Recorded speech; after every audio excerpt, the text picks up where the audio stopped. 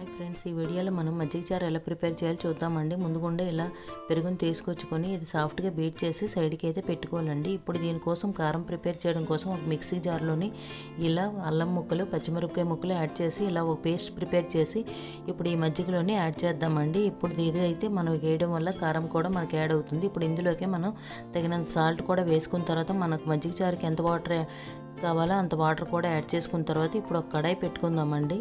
Oil వేసుకునేక ఆవాలు, ఇలా మినపప్పు, శనగపప్పు, ఎండుమిరపకాయలు, నెక్స్ట్ చిన్నగా కట్ చేసుకున్న ఉల్లిపాయ ముక్కలు, జీలకర్ర, కొంత పెప్పర్ కూడా యాడ్ చేసుకున్న తర్వాత ఇది ఇలా ఫ్రై చేసుకున్న తర్వాత ఇందులోకి కొంచెం పసుపు, నెక్స్ట్ కరివేపాకు కూడా యాడ్ చేసుకోవాలండి. బాగా ఇలా ఫ్రై అయిన తర్వాత చల్లగా అయిన తర్వాత మాత్రమే ఇప్పుడు మనం ఏదైతే ప్రిపేర్ చేసుకుని మజ్జిగని సైడ్ పెట్టుకున్నామో అది యాడ్ చేయాలండి. లేకపోతే చల్లగా అవ్వకపోతే విరిగిపోతుంది.